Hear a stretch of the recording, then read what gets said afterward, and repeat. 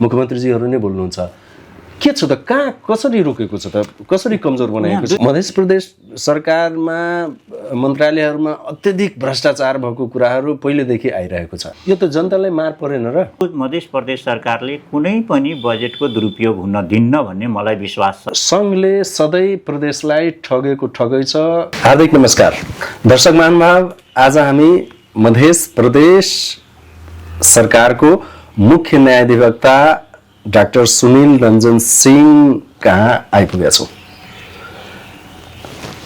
Doctor साहब यहाँलाई हार्दिक स्वागत छ धन्यवाद के छ खबर ठिकै छ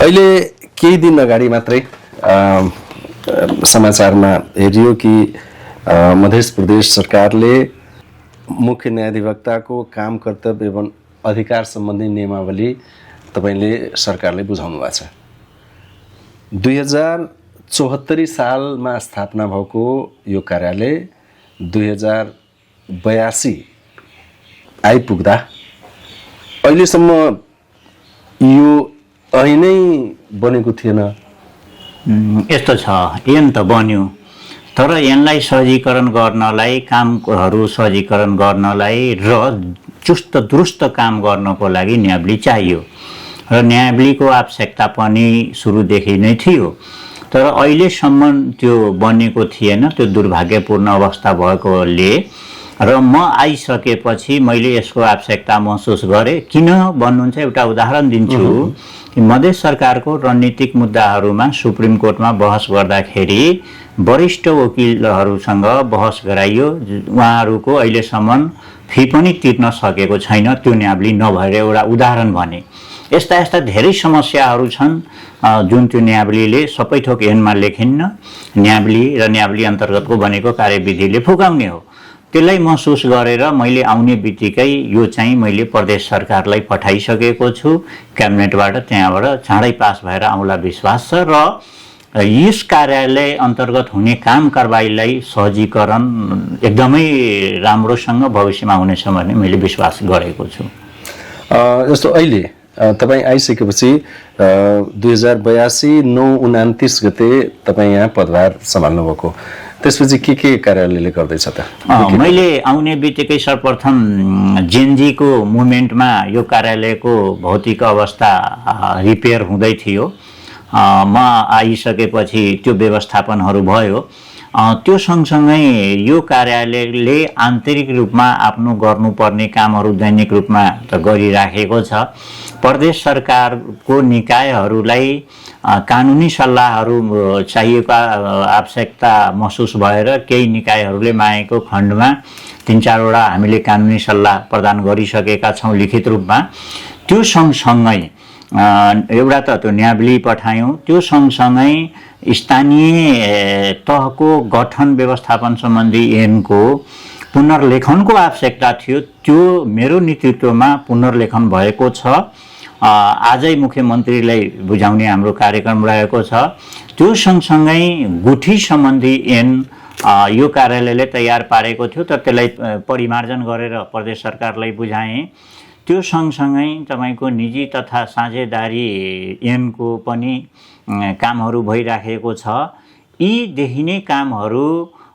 यहाँबाट यति सानो समयमा भयो त्यो सँगसँगै मध्य प्रदेश सरकारको विरुद्धमा जति मुद्दाहरू छ म्यान पावर एकदमै थोरै भए पनि हामीले द्रुत गतिमा काम गरिराखेका छौँ प्रत्येक अदालतमा उपस्थित भएर मेरै नेतृत्वमा पनि करारको कानुन व्यवसायीहरूलाई राखेर पनि त्यो गरिराखेको छु त्यति मात्रै होइन मैले आइसकेपछि यो कार्यालय अन्तर्गत प्रत्येक जिल्लामा मध्य प्रदेशभित्र कानुनी सहायता केन्द्र थियो जुन निःशुल्क कानुनी सहायता प्रदान गर्ने उद्देश्यको साथ खोलिएको थियो तर तिनीहरूको उपयोगिता नदेखेर जसले सेवा पाउनु पर्ने हो त्यो सेवा पनि नपाइराखेको अवस्थामा र बजेटको स्कार्सिटीको अवस्थामा ती कार्यालयहरू बन्द गरिदिएँ त्यसको व्यवस्थापन 1 महिना अगाडि नै मैले गरिदिएँ यो त जनतालाई मार परेन र होइन यस्तो छ जनताको नाउँमा खोल्यो तर जनताले सेवा पाएन भने त जनतालाई त महामार पर्यो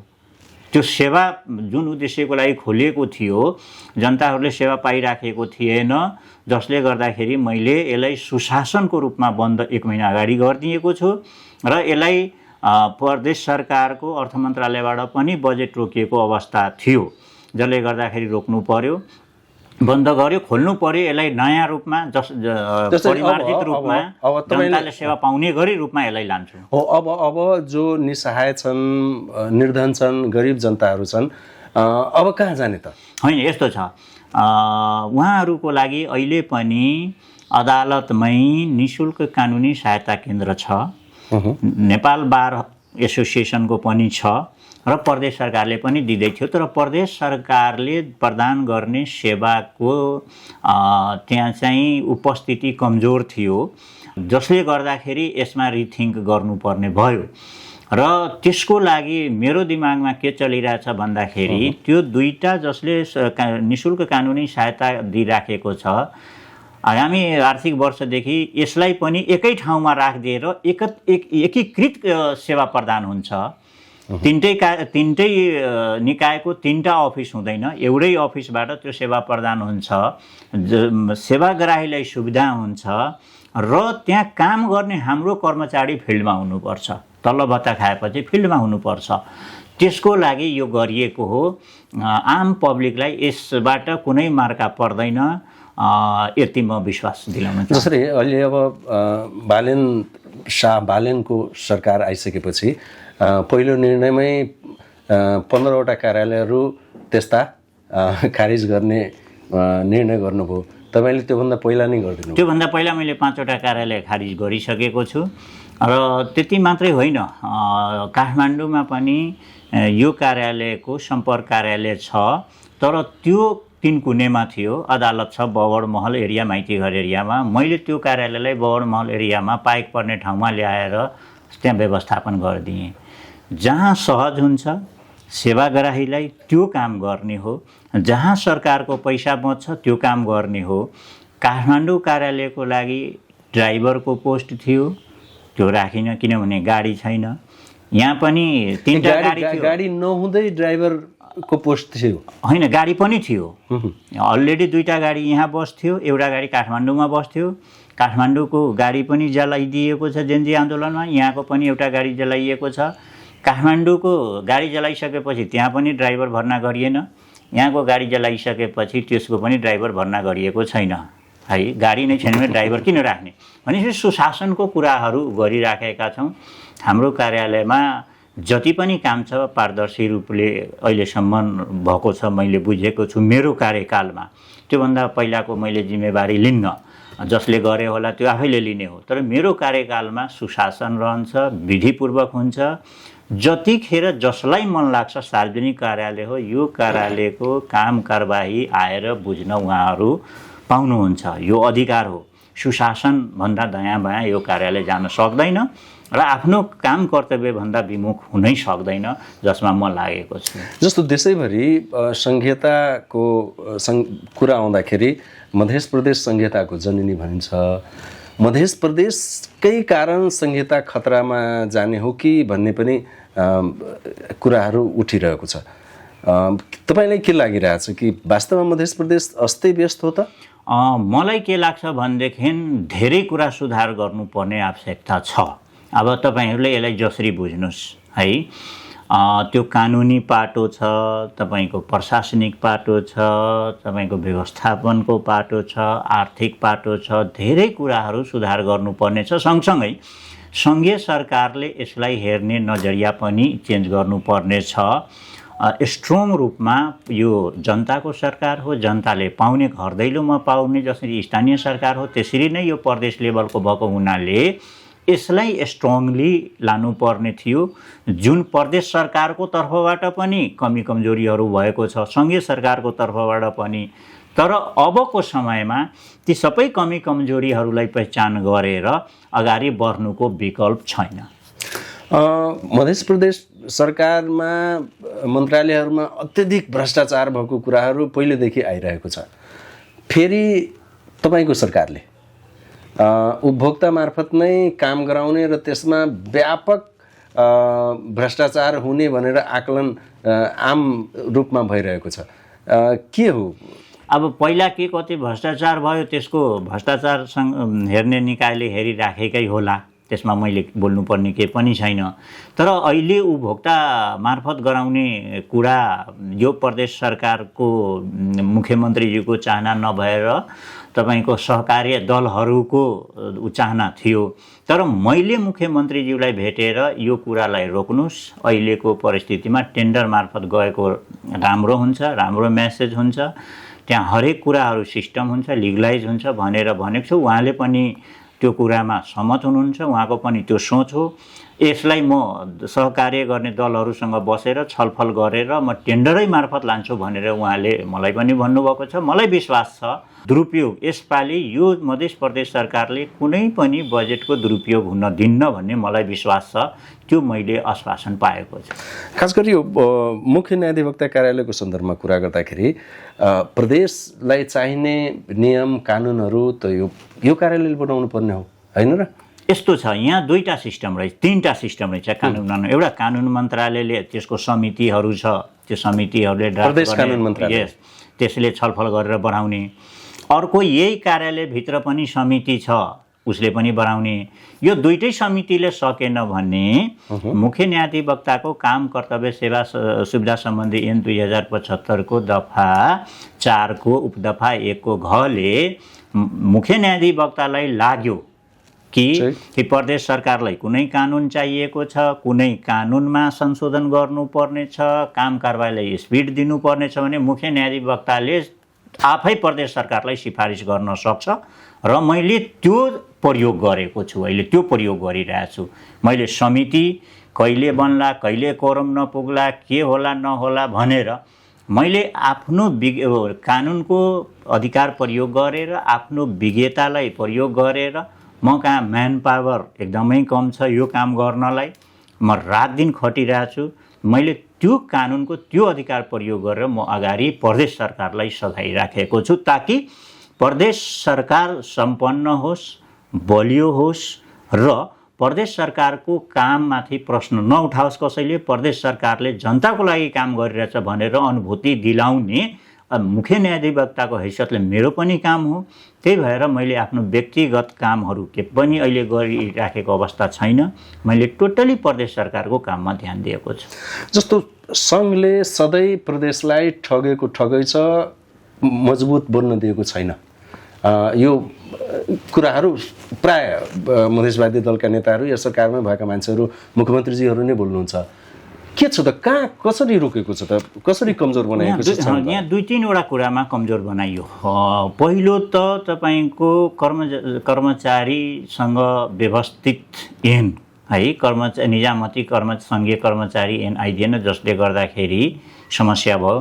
प्रदेशको आफ्नै यहाँ मुख्य सचिव समेत भइदिएन, जसले गर्दाखेरि गाह्रो भयो एउटा। त्यसमा प्रहरी प्रशासनलाई कसरी परिचालन गर्ने त्यसको पनि व्यवस्थापन भइदिएन, त्यो दोस्रो समस्या भयो।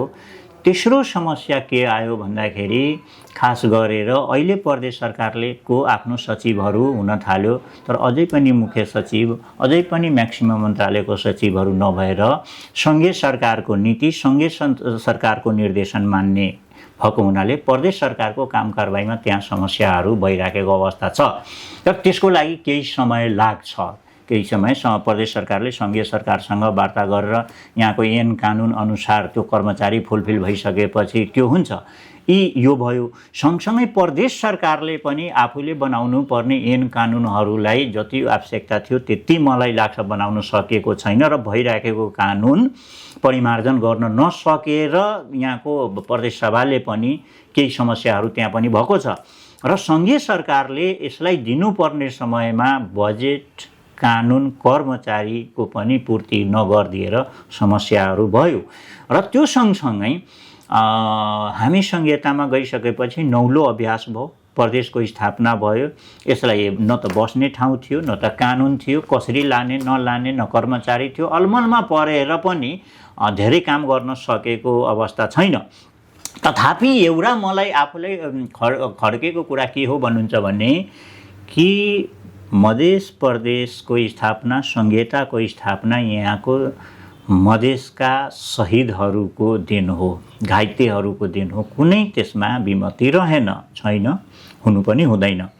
तर आजको मितिसम्म मधेस प्रदेशको लागि, संहिताको लागि लड्ने घाइतेहरू र शहीद भइसक्नुभयो उहाँहरूको परिवारहरूलाई कसरी व्यवस्थित गर्ने, शहीदहरूलाई कसरी सम्मान गर्ने सम्बन्धी यहाँ ऐन कानुन पनि छैन। त्यो मलाई आएको दिनदेखि खड्केको अवस्थामा मैले यो प्रक्रिया कसरी कहाँ छ भन्दाखेरि कानुन मन्त्रालयले एउटा ड्राफ्ट पारेको थियो जसमा शहीद परिवार र घाइते परिवारहरूको कुरा पनि मिलेको थिएन। मैले पटक पटक उहाँहरूलाई बोलाएर आग्रह गरेर मेरै कार्यालयमा 3-4 दिन अगाडि दुवै पक्षलाई राखेर सहमति गराएर त्यो ऐनलाई परिमार्जन गरेर पठाएको छु अगाडि बढाउनलाई। भनिसकेपछि यो अवस्थामा यो मधेस प्रदेश छ र मलाई विश्वास छ अहिले सङ्घीय सरकार पनि एक किसिमको म्यान्डेट लिएर आएको छ र एक किसिमको म्यान्डेट दिइराखेको छ। प्रदेश सरकार पनि स्वतन्त्र छ, सङ्घीय सरकारको कतिपय कुराहरू बुझ्नुपर्ने हुन्छ र प्रदेश सरकारले पनि प्रशासनिक सुधारको कुराहरूको केही न केही मलाई लाग्छ जनताले थाहा पाउने गरी केही न केही खाका निकट भविष्यमै ल्याउँदैछन्। प्रदेश सरकारले अबको दिनमा राम्रो काम गर्नेछ भन्ने मलाई विश्वास छ र म त्यसमा सघाउने छु, कानुनी रूपमा हातेमाले गर्नेछु। सङ्घ सरकारले भ्रष्टाचारलाई एकदमै न्यूनीकरण गर्ने कुरा गरिराखेको छ। एकातिर अब सङ्घमा नयाँ सरकार आयो, लगभग 2/3 बहुमतको प्रदेशमा मिलिजुली सरकार छ। सङ्घ सरकारको मोटिभलाई प्रदेश सरकारले अगाडि लिजान्छ त? लानै पर्यो, कुनै विकल्प छैन। भ्रष्टाचारको इस्यु आउँछ, जिरो टलरेन्स जानै पर्यो। त्यसमा कसैले म भ्रष्टाचार गर्छु आजको दिनमा कल्पना नगरे हुन्छ, त्यो मोटिभभन्दा बाहिर जान सकिन्न। जो कार्यमा लिप्त हुन्छन् त्यो कारागारमा जान्छन्, त्यो कानुनको दायराभित्र आउँछन्। त्यो भएको हुनाले पहिला पनि यो गर्न हुने थिएन विषय। जसले गर्यो गलत गर्यो, उसको सम्पत्ति छानबिन राज्यले गरिराखेकै छ। शुद्धिकरण होला अथवा के होला छँदैछ। तर आगामी दिनमा भ्रष्टाचारको इस्युमा जिरो टोलरेन्स नलिएर नगइकन कुनै सुख छैन र मैले प्रदेश सरकारलाई कानुनी सल्लाह दिँदाखेरि प्रत्येक स्टेपमा कानुन नियम सम्बद्ध जानुस् र भ्रष्टाचारको गन्ध नआओस् भनेर मैले सल्लाह दिने हो र दिँदै गरेको छु। यसमा प्रदेश सरकार खास गरेर माननीय मुख्यमन्त्रीज्यू सहमत हुनुहुन्छ र कार्य गर्दै हुनुहुन्छ। जस्तो मुख्य न्यायाधिवक्ता कार्यालय स्थापना भएको मैले अघि पनि थोरै कुरा उठाएको थिएँ। 2074 देखि सुरु भयो, 2074 11/7 देखि। त्यसबीचमा तपाईँ चौथो मुख्य न्यायाधिवक्ता हुनुहुन्छ मध्य प्रदेश सरकारको। यति दिनसम्म के गरेर बस्यो यो कार्यालय? अब यस्तो छ, यति दिनसम्म यो कार्यालयले 5-6 काम गर्यो। त्यो गरेको के हो भन्नुहुन्छ भने केही ऐन कानुनहरू अब बनाउने निकाय त अर्कै थियो, यसले चाहिँ हेरिदिएको होला। प्रदेश सरकारलाई पर्ने मुद्दा मामलाको बहस पैरवी गरे होला, गरेको छ। त्यो सँगसँगै यो केही कार्यालयहरू स्थापना गर्यो यो कार्यालयले। त्यसपछि केही एसी बाँट्यो, केही कम्प्युटर बाँट्यो अदालतहरूलाई, बारहरूलाई, कार्यालयहरूलाई। यस्तै काम गरेर बस्यो र अरू भित्र काम के हो मलाई थाहा छैन। देखिने काम त मैले यति देखिराखेँ। अहिलेसम्म ऐन नियमहरू कतिवटा यहाँबाट बनेका छन्? यहाँबाट त यो कार्यालयले त एउटा पनि बनाएन नि। बनाउने उताबाट तपाईँको ड्राफ्ट गर्ने काम उसले गर्यो, कानुन मन्त्रालयले बनायो, पार्लियामेन्टले। तर म आइसकेपछि 2-3 यहाँबाट उठान गरेको छु। एउटा गुठी सम्बन्धी यहाँ बनेको रहेछ पहिला, यो कार्यालयले बनाएको, तर त्यसमा पनि सहमतिहरू नभएर मैले परिमार्जन गरेर पठाइदिएँ। अरू तर्फबाट बनेकोलाई यो कार्यालयले हेरिदिएको होला, त्यसलाई कानुनी आँखाले। तर बनाएको भनेको एउटा गुठी सम्बन्धी मात्रै हो, अरू त बनाएको छैन। पोइन्ट आउट गरेर 1-2-3 गरेर भनिदिनुहोस् कि प्रदेश सरकार बलियो हुनको लागि सङ्घ सरकारबाट कुन अधिकारको प्रत्यायोजन आवश्यक छ? पहिलो रूपमा प्रदेश सरकारले सङ्घ सरकारसँग कर्मचारीको खटन पटन सम्बन्धमा निजामती सेवा ऐन जुन छ त्यो सङ्घीय सरकारले 45 दिनभित्र ल्याउँछु भनेको छ, त्यसमा ध्यान दिनु पर्यो एउटा। दोस्रो तपाईँको सार्वजनिक खरिद ऐन र न्यायावली परिमार्जन गरिदिनुहोस् भन्नु पर्यो, त्यो साह्रै झन्झटिलो छ। दोस्रो तेस्रो तपाईँको यहाँको पुलिस प्रशासन प्रदेश सरकारको मार्फतमा आउनु पर्यो। तेस्रो सँगसँगै प्रदेश सरकारलाई चाहिने अति आवश्यक सपोर्ट, आर्थिक सपोर्टहरू र नीतिगत सपोर्टहरू चाहियो भनेर यहाँहरूले माग गर्नु पर्यो, उताबाट आइदिनु पर्यो। यति आवश्यक तत्कालै मैले देखिरहेको छु। हामी छोटो संवादको अन्त्यमा छौँ। तपाईँलाई लाग्छ कि यो बसाइमा यो कुरा राख्नुपर्ने थियो, त्यो कुरा आएन? मलाई के लाग्छ भन्दाखेरि कि अबको समय वास्तवमा धेरै गर्नुपर्ने समय छ। अबको समयमा राम्रोसँग काम गरिएन भने प्रदेश र संघीयतामाथि ठुलो प्रहार हुन्छ, ठुलो प्रश्नवाचक चिन्ह खडा हुन्छ। त्यही भएर दायाँ बायाँ किन्तु परन्तु केही नगरेर, भ्रष्टाचार नगरेर, अल्छी नगरेर, बहानाबाजी नगरेर रात दिन काम गर्नुपर्छ र त्यसमा म पनि लागेको छु। त्यसको विकल्प अब छैन। हस् त, हामीलाई समय दिनुभयो, धेरै धेरै धन्यवाद। हस् त, धन्यवाद। धन्यवाद।